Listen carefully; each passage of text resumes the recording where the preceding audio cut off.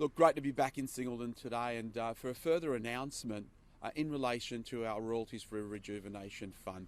A few weeks ago we announced that we're going to set aside a minimum of $25 million per annum in perpetuity to build, of course, what I would say a future fund as we transition away when, of course, industries come offline, industries like mining. Now, we know that there's a resource here. We know mining will be strong and continue because of commodity prices and global demand. Mining will still be a big part of this community for the decades ahead, but we've got a plan today if we're going to build on the foundations and the legacy that mining will leave behind, the supply chain businesses, the industries, and of course support those other industries, and most importantly, the new opportunities on the horizon for the Hunter economy. And that's why today I am announcing the Hunter Expert Panel.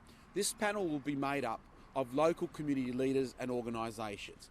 You know, we'll be reaching out to unions, to the joint organisations of councils, to community groups, peak bodies, industry peak bodies. We want to bring together the best leaders and organisations in the Hunter region to be part of what it will be a statutory independent panel that will design the terms of reference, the guidelines, and how we'll execute the expenditure of the future fund, the Royalties for Rejuvenation Fund.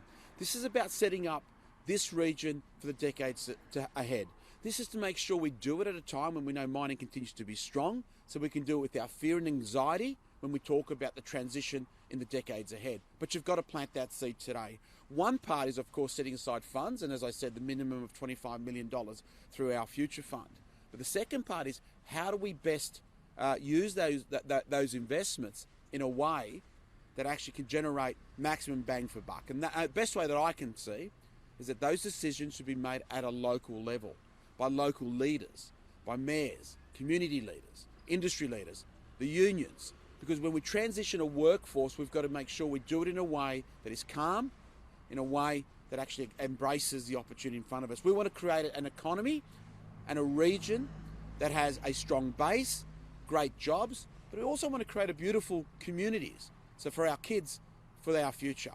And that's why today's announcement, an independent statutory panel, expert panel, called the Hunter Expert Panel, that will oversee the resources or Royalties for Rejuvenation Fund, and an exciting opportunity for this region. With that, I'll ask Dave Lizelle to say a few things.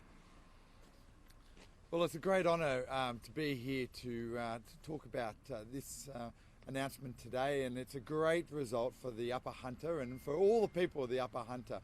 This is building on some of the great work that the government's done in this space of planning for our future, and it's going forward and building and planning for a better future for everyone who's actually moving into the from the energy space, from the coal space into new industries, and some of this planning needs to be done by some of our industry leaders, and it's a great privilege to be here today.